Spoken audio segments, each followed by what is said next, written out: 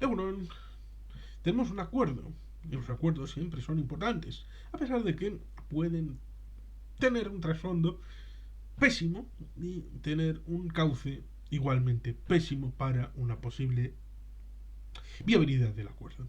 Tenemos el acuerdo hace no mucho en el que PDVSA y Chevron firmaron contratos para impulsar la producción petrolera en Venezuela. Hacía bastante tiempo, en 2020, antes de que Estados Unidos ordenara el cese completo de las operaciones de perforación, la participación de Chevron en la producción de crudo venezolano era de 15.000 barriles por día, menos que la producción de un solo campo petrolero en el Pérmico. Ciertamente, la reanudación de la actividad en Venezuela se produce después del pacto suscrito en México entre el gobierno y la oposición para colaborar en el desarrollo social del país a cambio de la descongelación de activos bloqueados por las sanciones norteamericanas.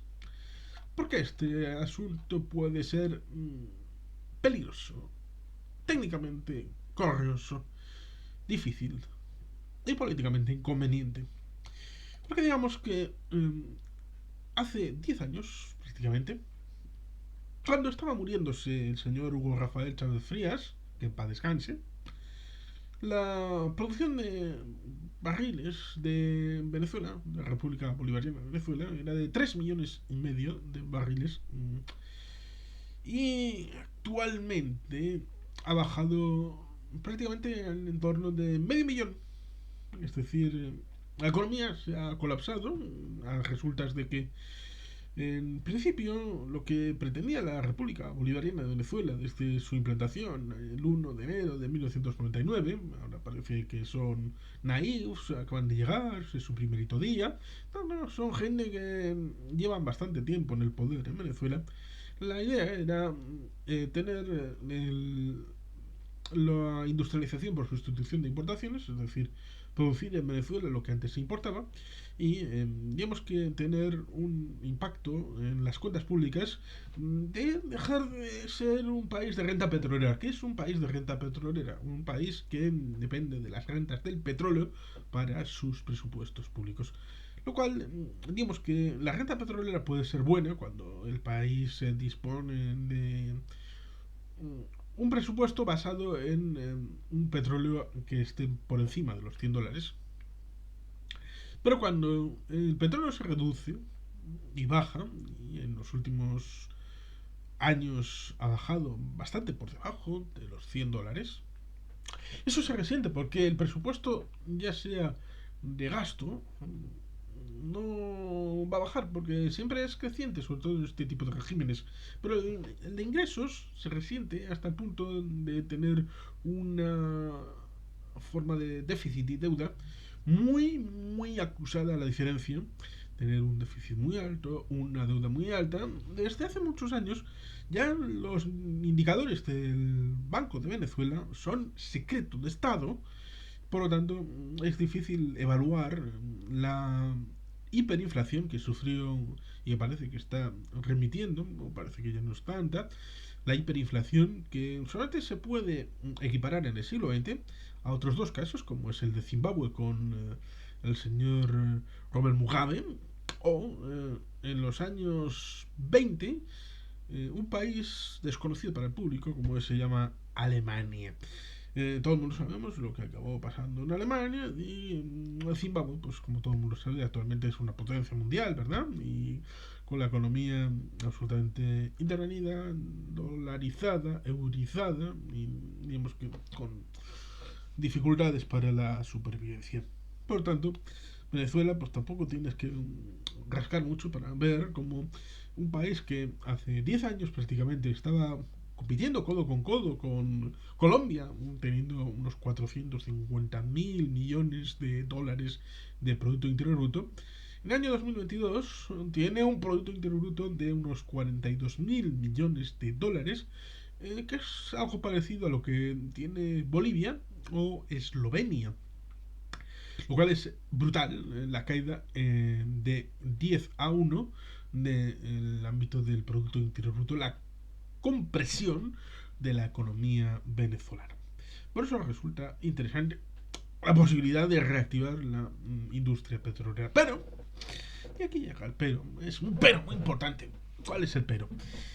Significa que durante todo este tiempo, donde ha habido canibalización de los servicios traídos a través de las regalías petroleras de PDVSA, la empresa pública, que la nacionalizó un tal Carlos Andrés Pérez en los años 70. No el régimen bolivariano, Carlos Andrés Pérez, en su primer mandato como presidente, en su primer sexenio. Es importante, en los años 70. Y por tanto, ese elemento pues debería de haber servido para la reconstrucción y renovación del equipo de la propia PDVSA, pero no sirvió para eso, sino para construir las misiones. ¿Y qué son las misiones?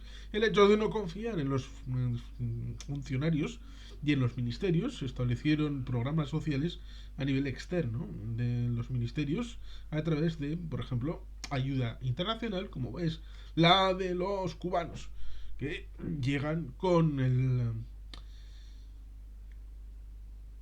elemento colusorio de la propia institución bolivariana, en tanto en cuanto el dinero que se les paga a los cubanos, es decir, a los líderes de Cuba, y luego son los cubanos los que les pagan a los funcionarios que trabajan ya sea en servicios sociales, sobre todo es más conocida la misión salud, los proyectos respecto a la oftalmología, hay muchos a la hora de tratar de establecer una base en la que eh, acoger esta realidad de las deficiencias del propio régimen anterior de la Cuarta República, ya sea en misión vivienda, ya sea en construcción de fábricas.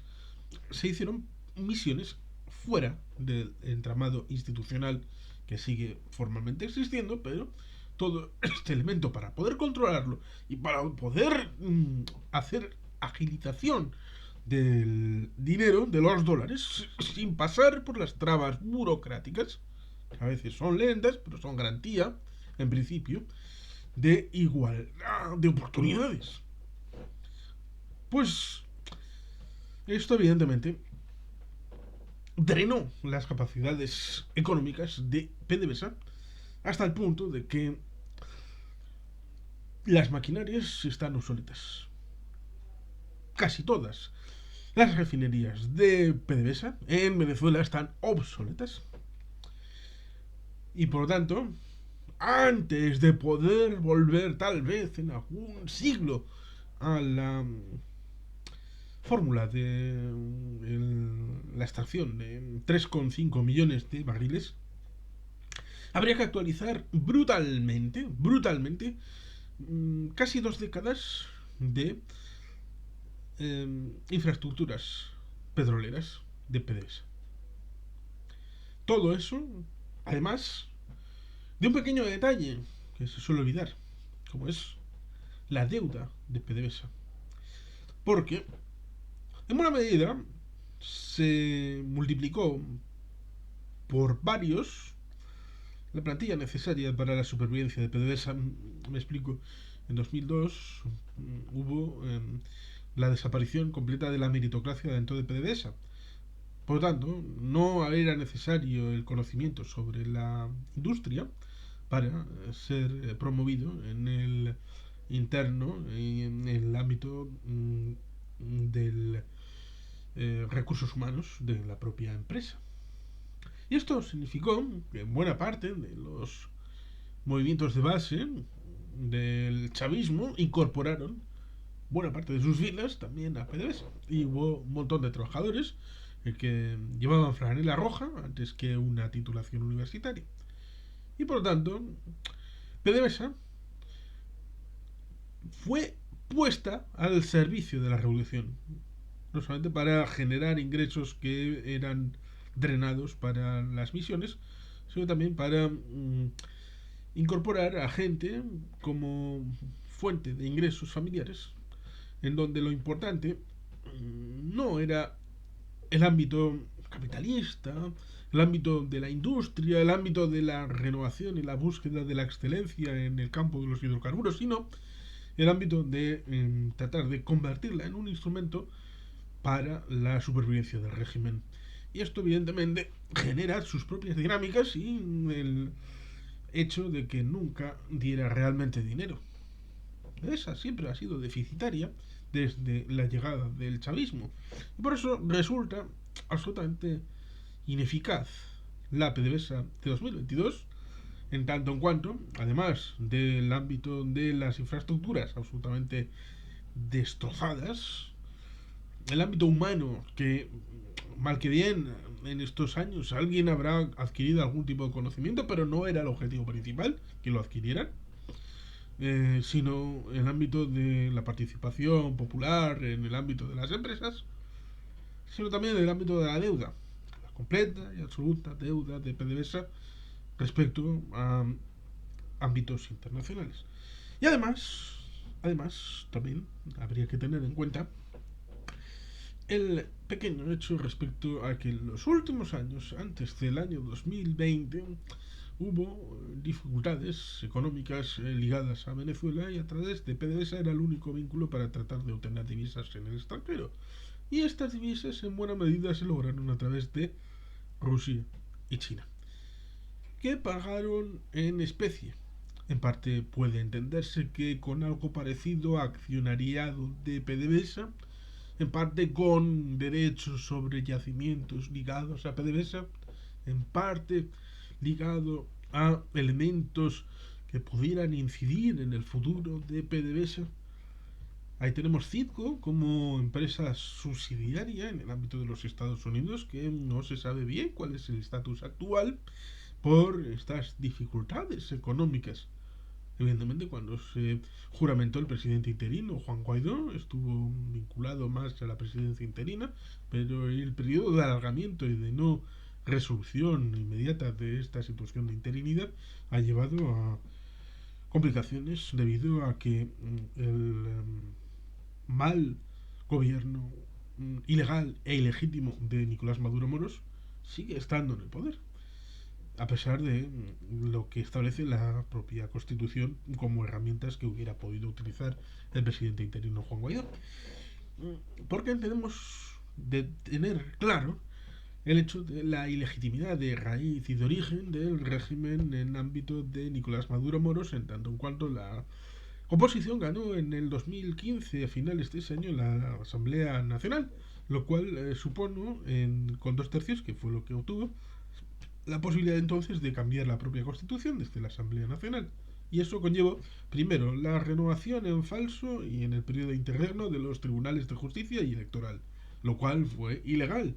Y ahí tenemos una primera dualidad, en donde había un sistema judicial legal, pero de oposición, y uno institucional ilegítimo, pero del régimen.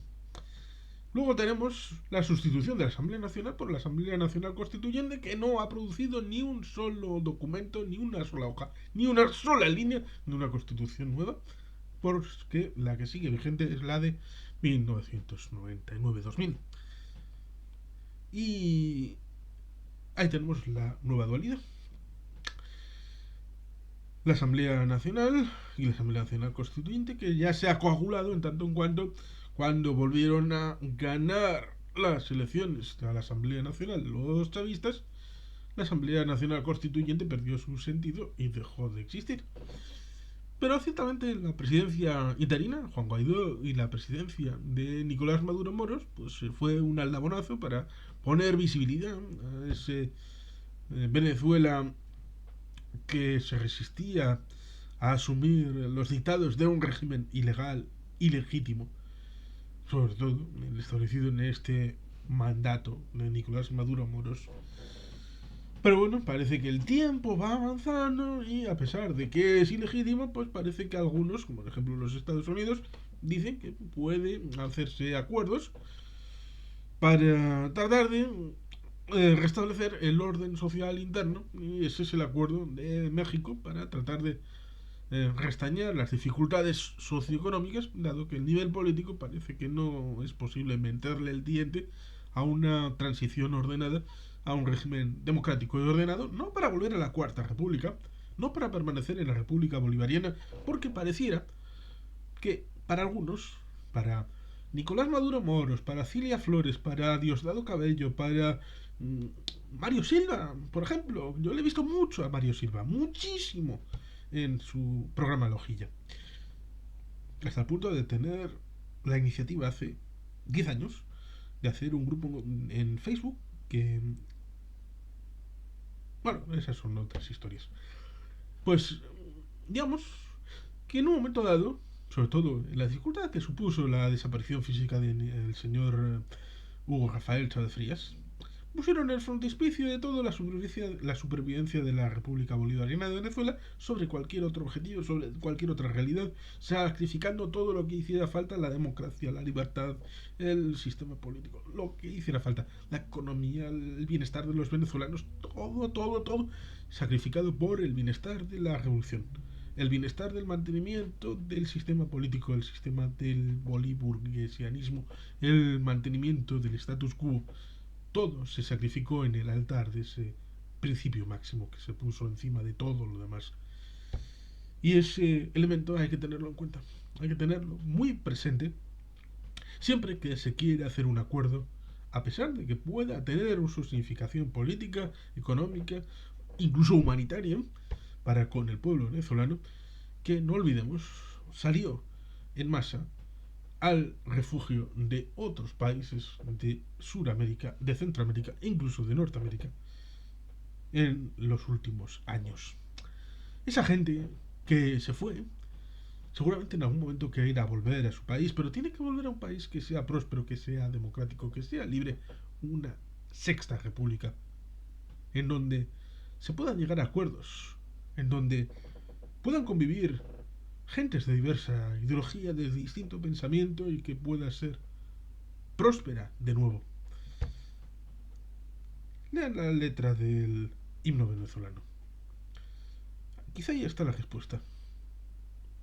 De momento el acuerdo entre Chevron y PDVSA parece sonar bien, pero las dificultades intrínsecas por el pasado reciente, que hay que tenerlo muy en cuenta, lastran la potencialidad inmediata, ya sea para los propios Estados Unidos como para la propia Venezuela, y por lo tanto sus efectos tal vez empiecen a tener cierta realidad, no en este año, ni en el siguiente, ni en el otro. Bueno, puede ser un acuerdo de largo plazo y de largo recorrido, que es tal vez lo que más temor pueda producir, porque algunos puedan querer entender y hacer entender que este acuerdo significa la ratificación del régimen bolivariano de Nicolás Maduro Moros. Y eso no puede ser. En fin, y sin más, es que ricasco, agur berogat, beti gelpian.